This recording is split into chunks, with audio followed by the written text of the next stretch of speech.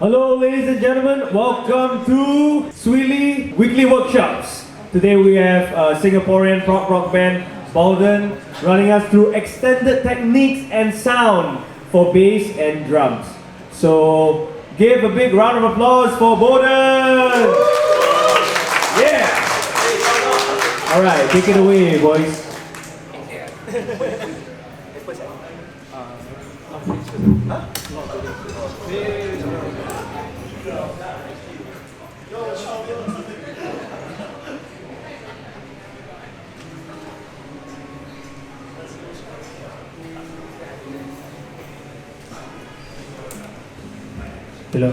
Hello everyone. Test. We will play something first, then after we talk, okay? Because we need to warm up also.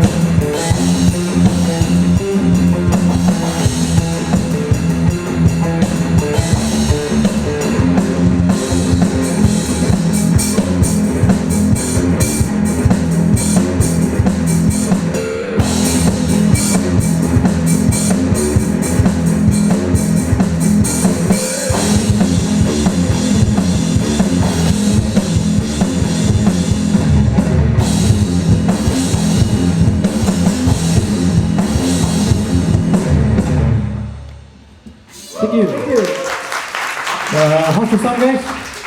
Good. Hello, guys. Hello. Thank you for spending your Tuesday night with us. Wooden, my name is Zan. Hello. My name is Shak. Zan plays bass, I play drum, as you can see right here. Okay, Shak, should I continue? Continue. Okay. Call you, man. So, next slide, please, Shak. Next slide. Oh, okay, sorry.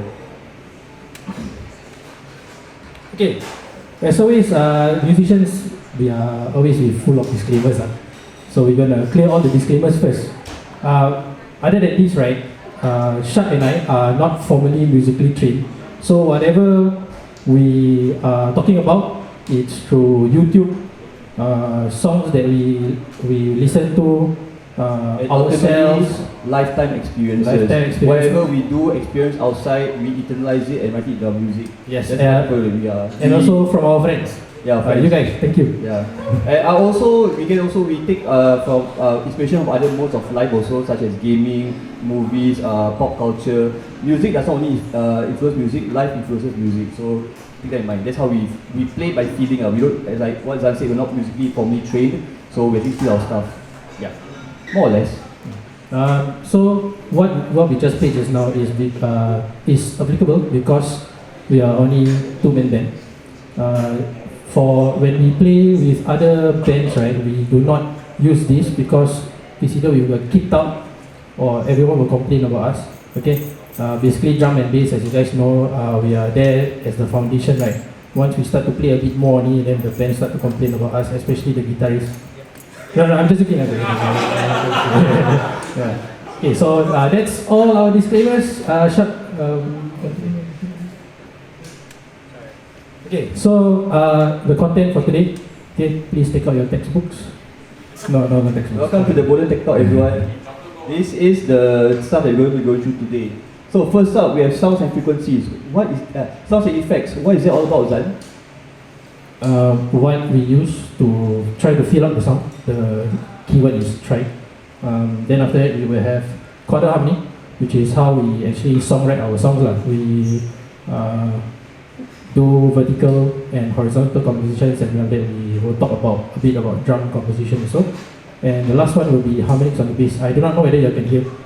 It was hard to hear for me just now, but I do use some harmonics just to add to the high end of our songs. If not, you only hear bass only. Nobody wants to hear bass all the time, right?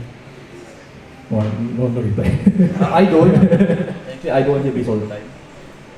Okay, let's continue. And then the last part will be Q&A. But disclaimer, if you guys have any questions, feel free to raise up your hands and then ask a question. Ask away, it's fine. It's cool. Yeah. Because if you hold it into the end, right, you might forget it.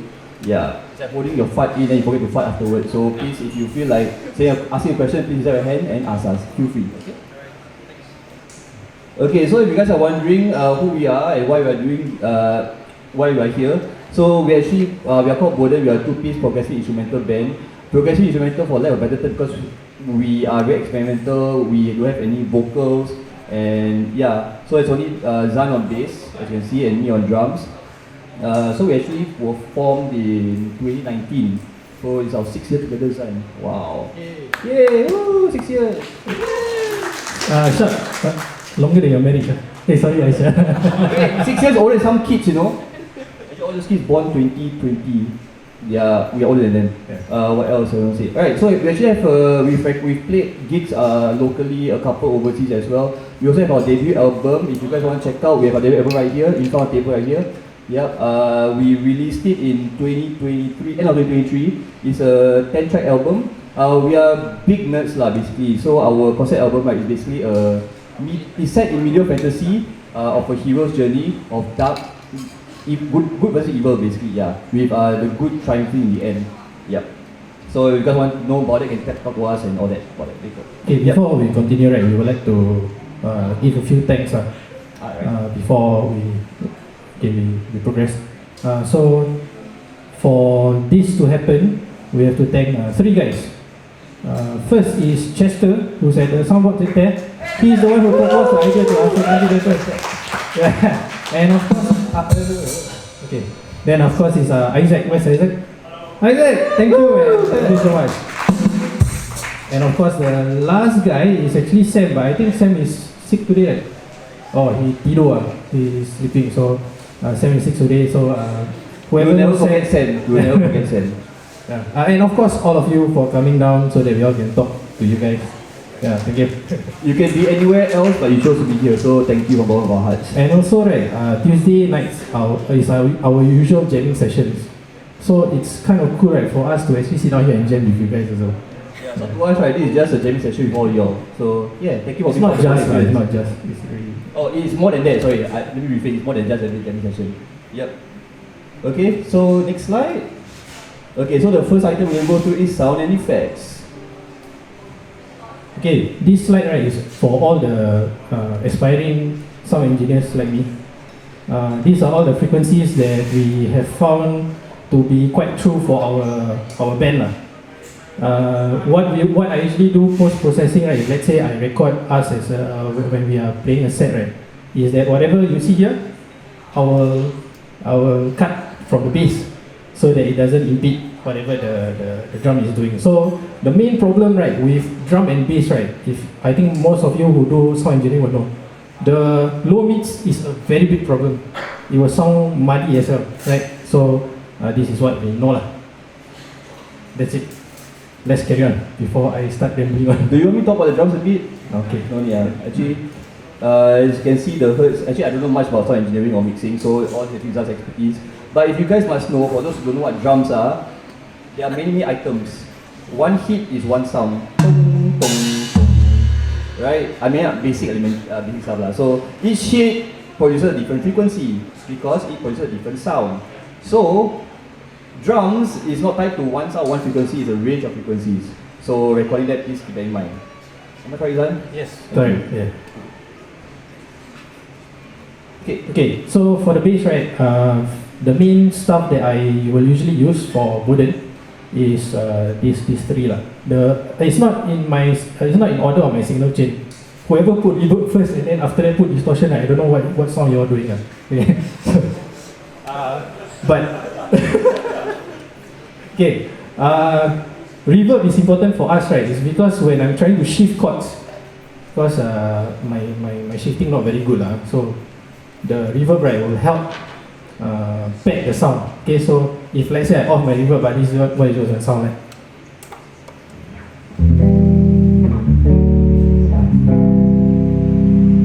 Actually, that's a very bad example. Let me think. Okay, you hear that, right? It sounds okay, but it sounds a bit mono. So what I want to do, right, is I want to give you a bit more room, right? So I add a reverb and I will add a bit of delay as well.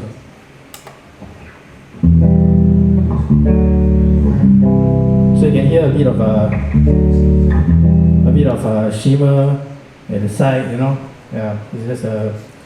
So for the reverb, right, what I will do is that I will cut off the low frequencies from the reverb, because if you add too much, right, then what will happen again? You will mud up the sound. So that's not what you want, right? If not, you will just hear. Okay. The next one will be. Oh, sorry, I forgot to talk about bridge pickup. Okay. So if you look at my bass, right, got 3 holes because I took out the preamp because I don't want to use the active circuit. So when you see me having this here, right, it's actually activating only the bridge pickup. The reason why I use the bridge pickup, right, is because, okay, don't do this in normal bands because sometimes normal bands you use the bridge pickup, right, there's not enough low end. But for Boden, I like to use the bridge pickup so that, right, it doesn't, again, it all falls back to the low mids, it doesn't mud up the sound, right? So also another thing is that it makes things more crystal clear, chords and stuff, because it's heavy in the low mids. Okay. Let me add on to that. So because Zan is the only melody making instrument, right, he has to fill up the low mids a bit more. Yeah, and you can do fun things like this if you have bridge pickup. And something like that lah. So if you have a bridge pickup, right, you have those kinds of sounds lah. Next one will be saturation and compression. This one is very famous to all bassists, I think. Oh, we play bass? Lone, Shafiq. Anybody else plays bass? Glenn, okay. As you guys know, compression is very important, right? Because it evens out the sound, right? So that's what I also use lah. But I do a bit of like compression so that I still have a bit of dynamic range. That doesn't mean my dynamic range is good, but just so that I have a bit. Okay. And the last one is of course we rock people, right, we have to have drive. If not, our songs will just be tak syok. Okay, so we have drive. Right. What I do is I will, okay, for guitarists, right, your palm mute, you use your palm, put here or something like that, and then you strum the thing. Right, but because I'm using my 2 fingers, I shall coin this as the pinky mute. You use your pinky, you put here, then you strum with your 2 fingers. So if without the pinky mute, right, it will sound like this. Very lembek, very soft, right? But if you want to metal, you put your pinky here, then you.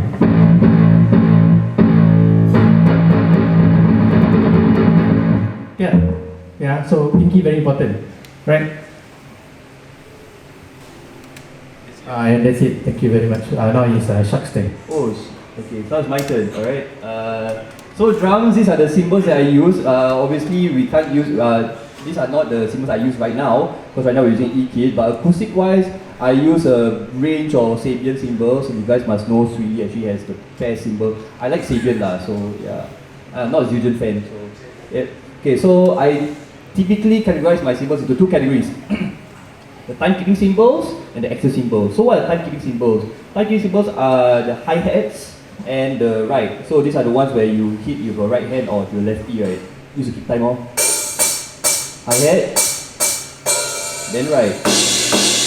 These are the ones where you use to keep the rhythm basically, right? So usually in real life situations with acoustic drums, I generally tend to choose dark and washy time-keeping cymbals because I don't want it to, I kind of want it to blend the bass a bit washy, and I generally like dark sounding cymbals for time-keeping cymbals. So it will sit within the mix and then blend out the bass. Okay, the extra cymbals, these are usually the crash and the splash. So no splash here today, so I know it's damn lame, right? I talk too much, I should be a drummer. Anyway, my extra cymbals, right, because I want it to cut through the mix, so it has to stand out a bit, so it has to be bright, and I want it not to, how you say, extend its stay basically, so it has to be short and bright. Imagine it stop earlier than that lah, just imagine, okay? Alright, and then I have another one, I use a China. I kind of like simulating the tom to be a China today, so technology guys, technology. You can make a tom sound of a China. Okay, this one China's usually is like a blend between extra cymbal and time-keeping cymbal because I kind of use it for breakdown, so right, and also I can use it for accent, so yeah.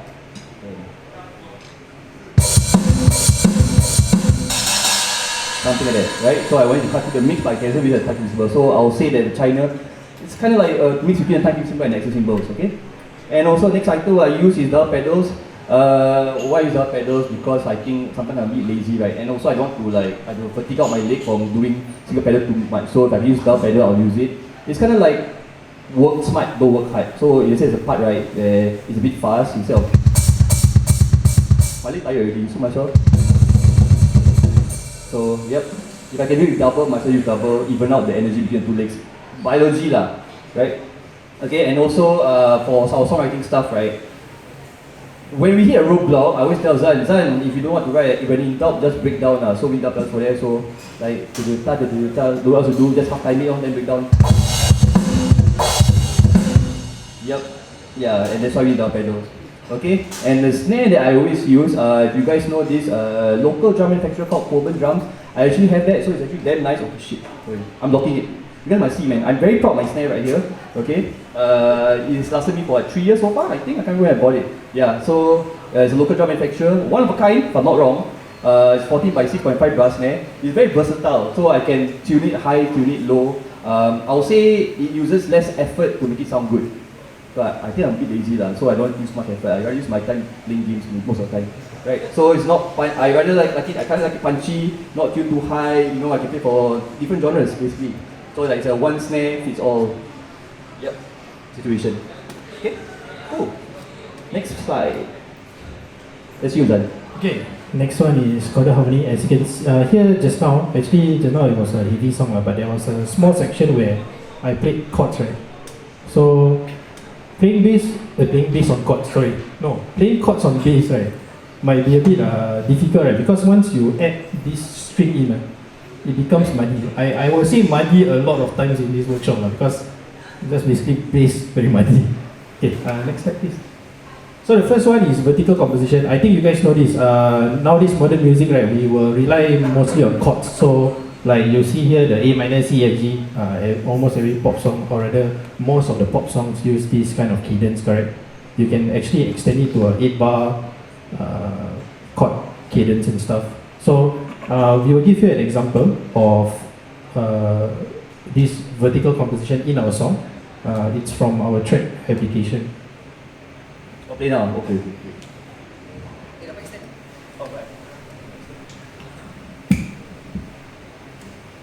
Slow part to the right.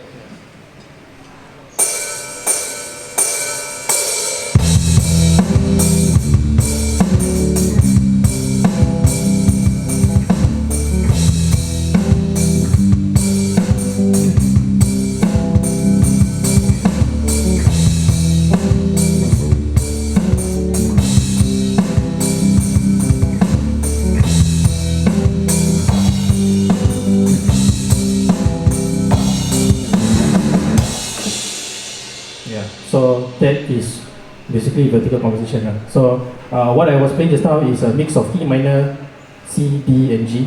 So I just flip things around. Cool. Any questions? No. Okay, awesome. Let's go to the next one. Okay, horizontal composition is, I think, a bit more. Can I say it's a classical way of writing stuff? Right, like no bass, idea, harmony, melody. Beat, bass, then melody continue. So Yeah. it's like laying foundation like lasagna, you know, you gotta have a strong base, then you layer the cheese, meat sauce, bechamel, cheese, meat sauce, bechamel. Oh, if you don't have yes. strong foundation, right, your lasagna will fall through, you know. Yeah, always with the food, Shad. Okay, so horizontal composition is for bass. What I like to do is I will compose the bass line. Then after that, I will compose the harmony line, and then I will compose the melody line. Of course, after you do that, right, you can actually quantify it to chords, but I think it's a different way of approaching. So you can get weight chords. So one example is this. Oh, sorry. So the bass line will sound like this.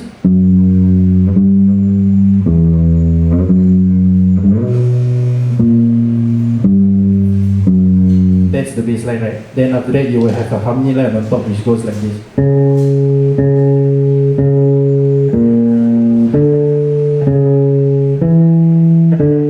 So that's the harmony line. Then after that, you got the melody line on top which goes like this.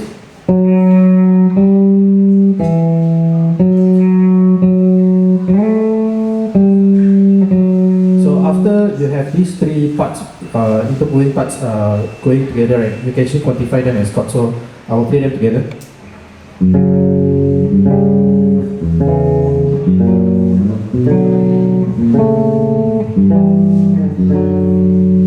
So if you can hear the bass line and the harmony line and the melody line working together, then of course after I compose this, right, I will record a voice message and send it to Shad. Then Shad will curse and complain about how it's going to be odd timing. Then of course he will compose the part. Right, Shad, you want to do the example first?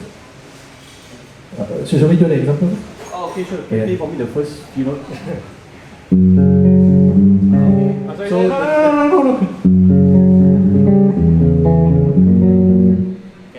So the thing about Gordon, right, I know the song is in the flow. He doesn't play isolated parts, right? I'm a beat lost, so I need Zan's audio reminder to remind me what to play.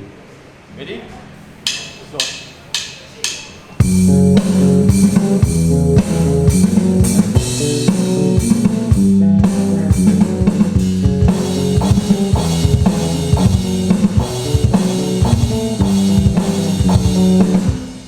Yeah, so this song is actually in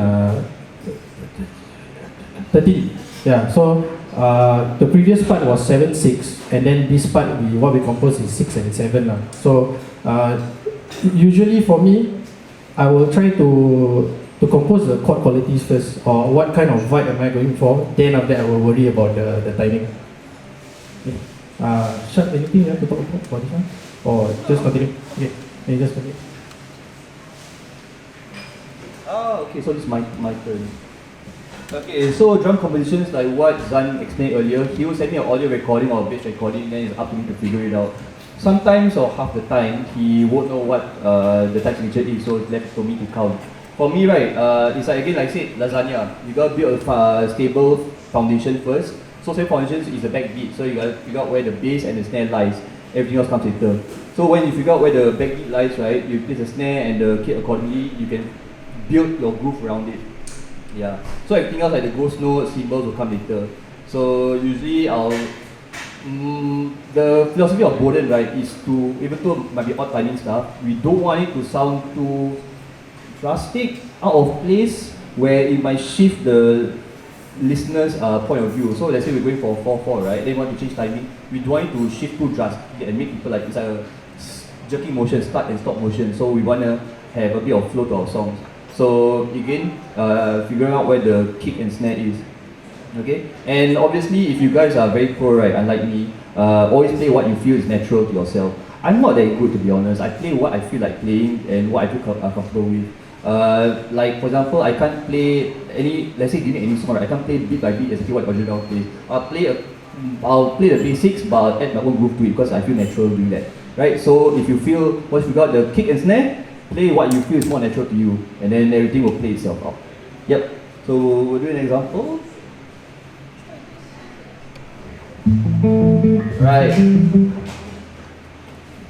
This song is called Into Dunwich Pass. This is actually, I'll say, the midway point of our album, the midway point of the hero's journey.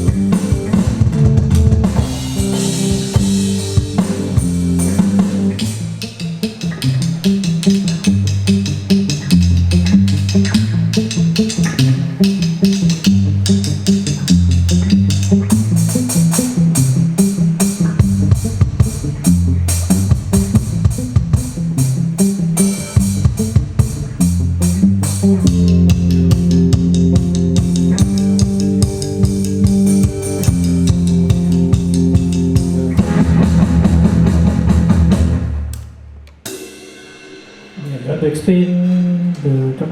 Oh, right. So that song was in 6, right? 6, sorry. Okay, the song's in 6.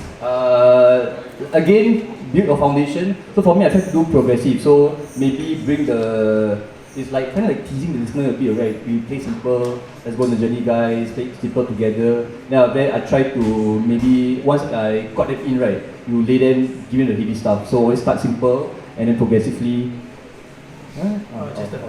then progressively go heavier. So always start simple, and progressively build up the groove. Yep. So what I did was, first I kept the hi-hat softer, or close, then after that slowly open up the hi-hat, right? And then after that, just before we ended, it's actually going to be the heavy part. So I bet you guys will tease, right? Like wondering what's going to happen next part. You guys find out maybe another time. Or you buy our album. Okay, next slide. Harmonics. Oh, okay, sorry.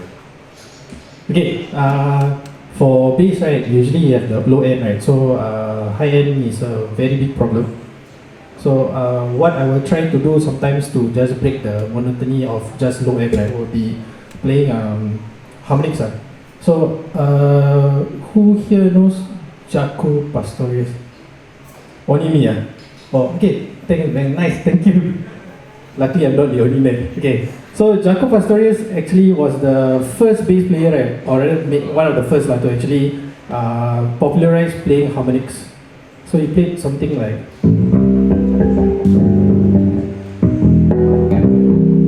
yeah, Ben knows the song, nice. Okay, so these harmonics, right, basically what you do, if you do not, I think most of you know how to play harmonics, but I just say, okay. So what you do, right, is that you find a place on your bass where there's empty notes of the note that you want to play, and then you just lay your finger on top of it, right, and then you just pluck, right? Yeah. So you can find this everywhere around the fretboard lah. So it's all about experimentation. Again, I go back to why I use the bridge pickup, right? It's because when you use the bridge pickup, it's easier to actually have the harmonics pop out because of the high end, right? And there are a few songs that we use harmonics to highlight the part of the song. One of it is Prepare the Solstice, where I'm just using an ostinato line. So ostinato is like a motif where it repeats and repeats and repeats, right? Then the bass line will shift. So the ostinato line is very simple. It's just that, but the bass line will be median, of course. So when you combine them together, right, it will sound pretty cool. So it will sound like this.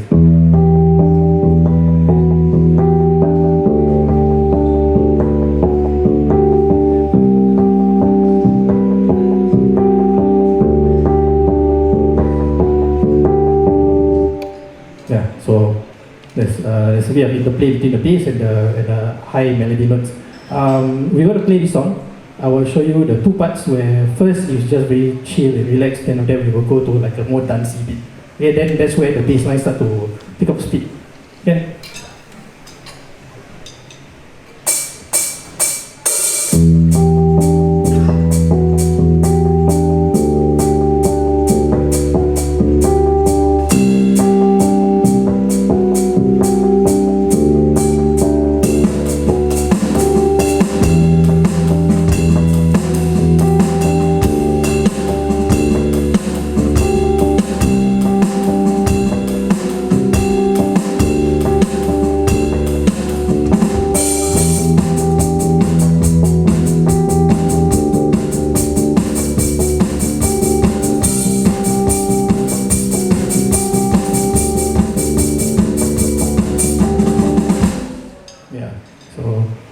Sharp is doing like a dancey beat, then I can pick up the bassline speed.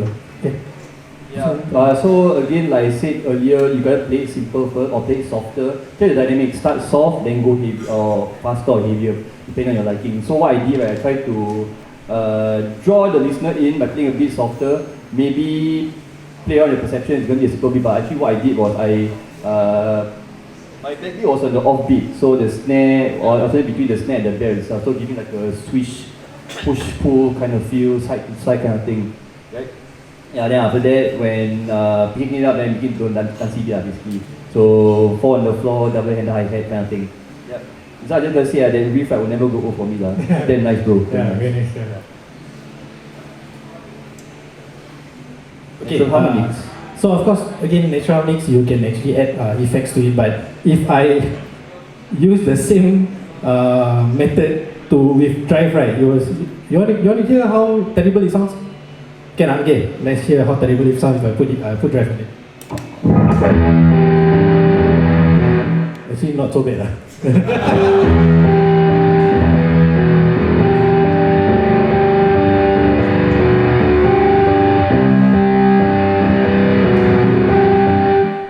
Okay, my mind a bit blown. I never tried this before. Actually, good and bad is all subjective lah. Yeah. So, but for what we do usually, right, is we will use the natural harmonics with a drive effect, right, to punctuate certain parts, just so that the low end will drop, and then you feel like you're falling down. Then when the kick drum hits again, you feel like you're grounded again. I think for drummers and bass players, you all know, right, when you drop the one, like reggae like that, you drop the one, right, then you suddenly like, the second beat hits, and then you feel good again, right? It's the same way lah. So this example, what we do, right, instead of doing a reggae thing, we actually did a slow down of the BPM. So let's try to exaggerate that, then we can hear it. Okay.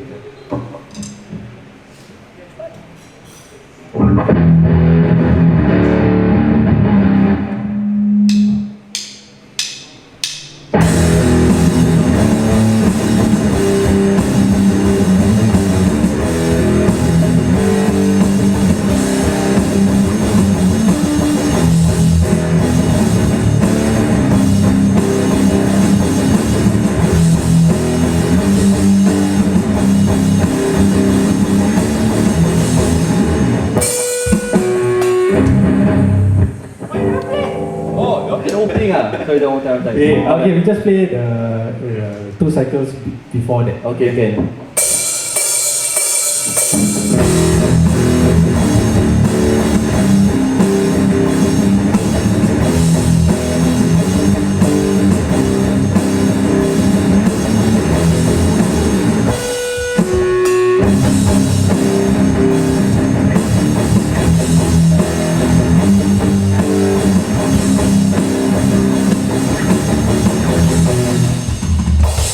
Yeah, so I don't know whether can you guys hear the slowdown and thank you for nodding. If not, I will ask Chuck to repeat it.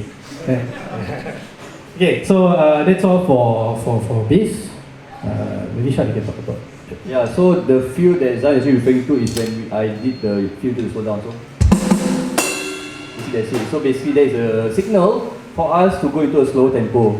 Yeah, very simple actually. Right, left, bell. I mean, I feel like even though it's very simple, right? I think it really brings the gravity of the song to a halt, or really slow it down, and then it brings gravitas to the whole next section afterwards. Yep. Okay, Artificial harmonics. Artificial harmonics, right? I think guitarists and guitarists mostly, right, is our enemy. Cause why? You hit wrongly, right? Right, correct. So for bass, right, what I do, okay, I don't know, like the guitarist, you will use your thumb, right, and you will choke the string, correct? Right, but because I'm using my finger, so I will, sorry. I will plug with this finger, and then I will use this finger to choke. Right? So, okay, you know, if you want to play artificial harmonics cleanly, right? With a clean tone is quite hard, right? But let me try, okay?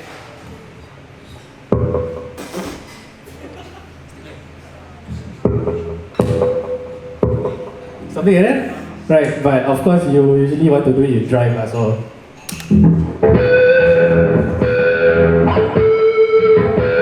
So what I will do, right? I see if I can do this in this position. I will use this finger to plug. No more middle finger. Then this one to choke the strings. That's it? Yeah. Okay. So for artificial harmonics, right, we won't use it clean because once the drums come in, you cannot hear anything at all. Right. So we use effects. Okay. So there are 2 ways that we use artificial harmonics in our band. The first one, right, is on the riff itself. As a part of the riff, and the other one, right, again, is to accentuate certain stuff. So, Shad, you want to play Tensibility? Okay, this one is one example where we incorporate artificial harmonics into the riff itself.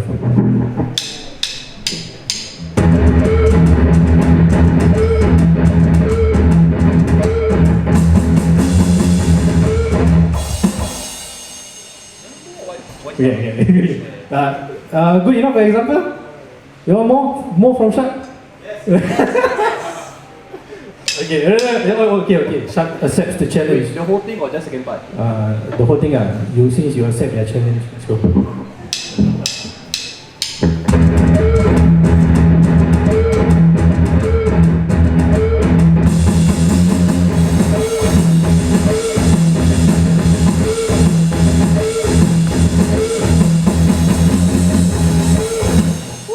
Hey, round of applause for Shad. Wow, that's nice. You know this riff, right? When I tell Shad, hey, let's play this riff right here, like, screw you, then he won't practice. So nice.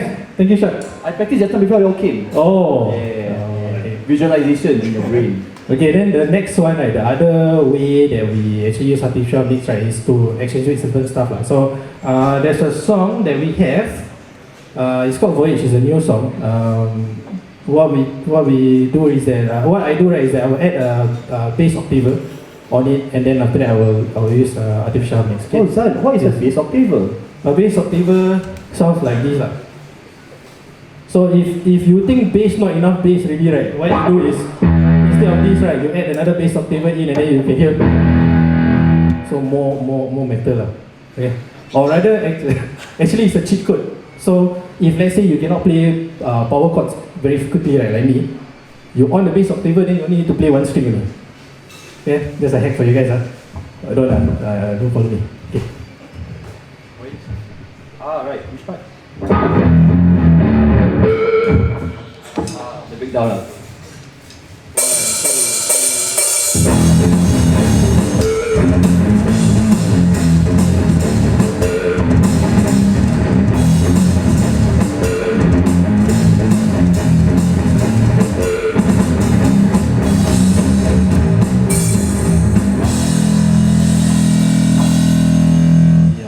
And another good thing about artificial harmonics, right, is that when you play, you can actually use vibrato, so it sounds like instead of just right. or if you want to go crazy, you can actually use natural harmonics, and then you bend your right, but little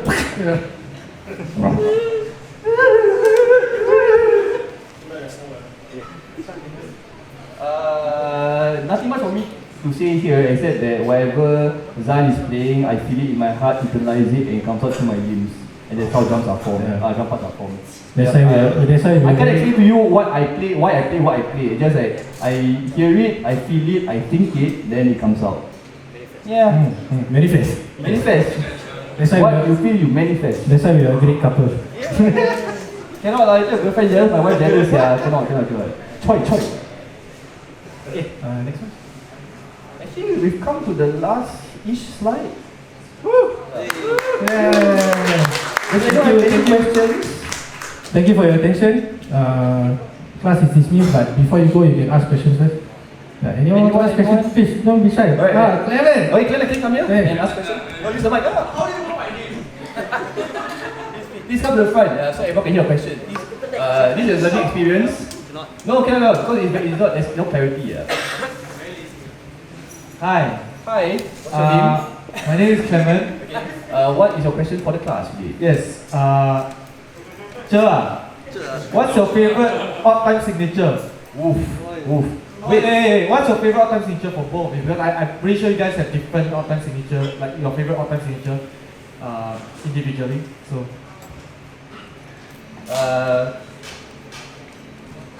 So you want to answer individually or together as a band? Individual, okay. I think my favorite, right, is 11-8. You guys know why? Huh? Wait, is the clapping?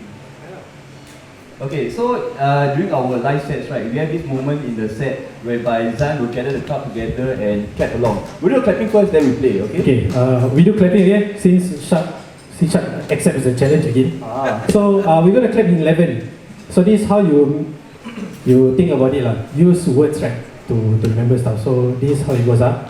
I want to have fun at Swee Lee now. Pause. Okay, so I want to have fun at Swee Lee now. Pause. I want to have fun at Swee Lee now. Pause.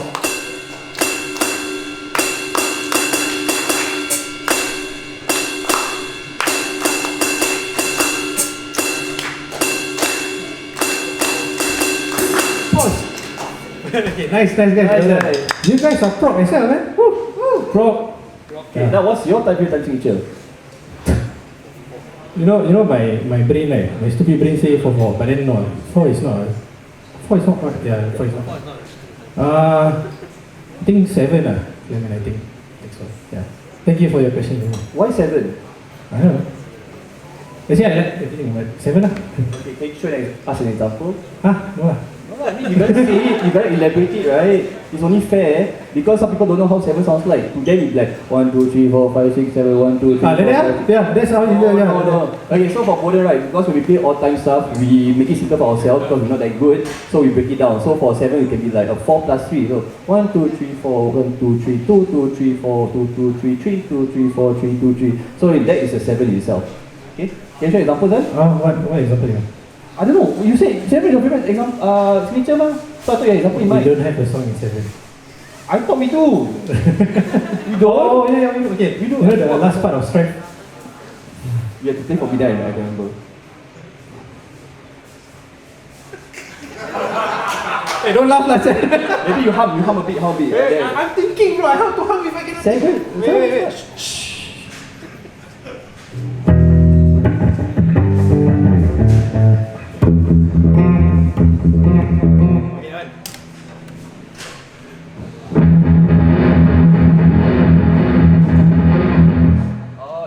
7, 8 Actually, we got breakdown in 7 what? Where got breakdown in 7? Oh yeah.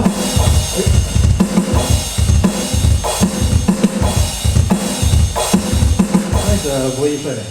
Yeah, so also in a simple way of doing 7, right? Because we musicians can only count in 4, so 4 plus 4 is 8, and then 8 is very close to 7, so you play 8, you minus 1. So basically, you resolve the bar earlier. No, really, I'm not joking. Don't laugh. I'm being serious. When I laugh, when I joke, then you all understand. But I'm being serious, then you all laugh for why, yeah?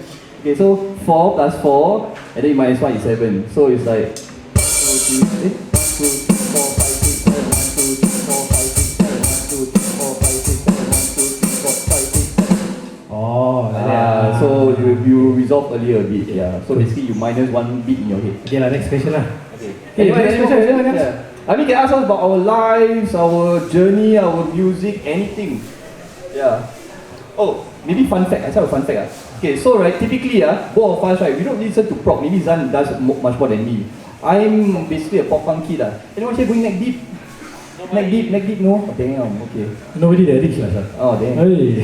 And then Zan listens mostly to metal. So somehow, right, you pop punk plus metal. Okay, I also listen to some indie Japanese stuff. So imagine that weird mixture become prog instrumental. I also don't know how it came to the equation. So just contact for you all. Yep. Any more questions? Come on, don't be shy. Oh, okay. Kid. Hey, Go to you. Please introduce yourself to the class and ask your question away.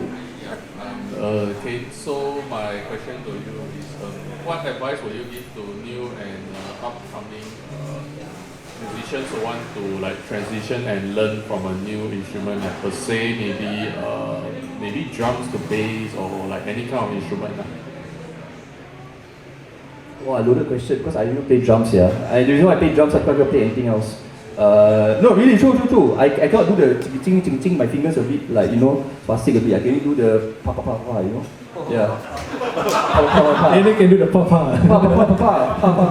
Yeah, I don't know chords. Oh wait, this is interesting. Thanks for the question, Kate. Zan started out as a guitarist, right, Zan? Started as a guitarist. I mean that's all bass player story, right? They started off as a guitarist. Then like, alamak, got 2 guitarists already, then no choice, you play bass, then I kena, right? Correct, right? Fun fact, during JC, right, Zan actually was like a singer/rhythm guitarist. No, but it's true. I mean, I really played drums my whole life. I tried other instruments, I failed. So, Zan, maybe, I think this question, I don't answer Kim's question, so sorry about that. Okay. But maybe Zan can share a bit. Kim, my limited experience from guitar to bass or whatever, right? I think the most important thing is you need to find something that you like about the instrument. So like, let's say you like Green Day, right? So you play all the Green Day bass lines, then really, then from there you will spend more time with the instrument. I think the most important thing, right, is just time with the instrument. Yeah, you already got basic knowledge, right? Then all you need is just changing the ergonomics of what you have learned and making sense on it on another instrument. Yeah, that's a good enough answer for you.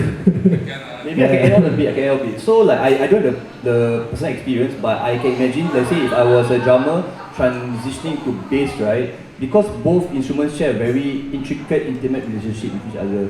So it's like laying the groundwork, maybe like Dave Grohl. Okay, so for Dave Grohl, right? Because he started a drummer and then he became Foo Fighters frontman. I watched a video of him mentioning once that he imagines the strings, right, as the kick and snare. So for certain parts, right, he plays as a kick, and then for certain parts, he plays as a snare. So it's that's why his guitar strumming is very rhythmic. Like what's that guy's name? Cory Wong. You guys know Cory Wong? Yeah. So Cory Wong, right? Even though he's not really, is he known as a lead guitarist? No, right? Rhythm, right? Rhythm. But his guitar strumming is very rhythmic. So playing, he pulls the drum. I'm not surprised if he actually had drumming experience all the time because he actually plays with the drums. He can figure out the beat in his head and then translate that into his guitar strumming. Yep. I think because of his strong sense of rhythm, right, he play bass also. Wow, he's damn sharp, sir. Yeah. Thank you, Kim, for the question. Any more questions? Yes, Peter, go. Wait. Hi, I'm Peter. I'm not a bassist, but Oh, boom. okay. I'm just curious for your distorted stuff. How much gain do you usually dial in? Okay, Peter, this one, from a bass player's perspective. Okay, this is my first venture into multi effects. So I just turn the thing until I hear a sound that I like. Then because I'm using the HX effects, right? What I do is I will split the signal because you need that bass signal to still be there, right? Then I believe I'm using L6 drive, which is Is it the color sound emulator. You know the color sound drive emulator? actually no? Yeah, it's like a very Wait, L6 or like the line 6? L6 drive. Oh, sorry. Yeah, line 6 drive. Then because I think my bass is very low output, right? So now my gain for the L6 drive, right, is 100%. Oh, Yeah. I mean, it does sound 100%. Yeah, it does sound like 100%. Right? Yeah. So what do you think about the tone? Do I need to tone it down a bit? No, lah. Or you come up here then you do the workshop. No, lah, no, it's good. Lah. It's good. Any advice for me? Advice? Yeah. What advice can I give to you? Not experts, yeah. Hey, come on, man. Yeah. Thanks for your. Any more questions for me? But then, is there ever a time that you feel like there's not enough clarity in 100%? Because I can tell there's a lot of saturation, but then when it comes to, like, say, the clarity of notes, do you sometimes dial it back down?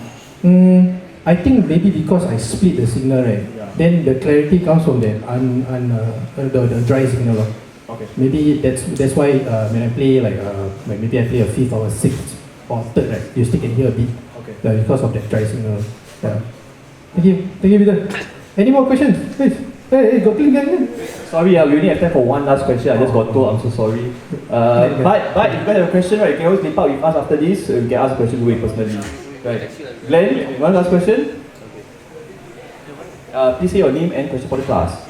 Hi, my name is Ben. Hi, Glenn. So question is, would you, why choose the bass and not the guitar for the kind of music that you guys do? Because with the guitar, there's a higher chance whereby you can do a lot more experimental stuff. With the bass, it's not that you can't, but there is also kind of a limit. So that's why I'm curious, why bass and not the guitar? Okay. I got two answers. You want the bullshit answer, excuse, or the... Give me all, give me all. Give you both, huh? Okay. The answer which is an excuse, right, is that... wait, I forget. I don't know which one is what already. Okay, one of it is that... because for me, right, I like to keep things simple. I know that with guitar, right, 6 strings is a lot of work. Like too much responsibility for me, 6 strings. That's the reason why I still play 4-string bass, you know. Yeah, it's just too much responsibility, right? And with, why you laugh? And with 6 strings, right, there's more information that you can load on, right? Like I like to have lesser choice, fewer choices. Yeah.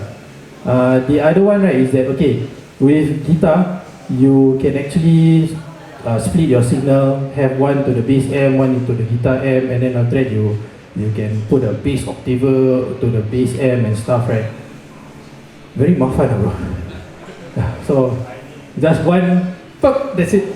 That's for me, yeah. I do not know, maybe next time in the future, but I don't think so, lah. Knowing my character, right, I think I'll just stick to this. Yeah, but thanks, Glenn, for exposing my secret. You're welcome. Alright guys, before we end the workshop and play our last song, just want to thank you all for coming. Here our social, you guys want to follow us, self-promo a bit lah.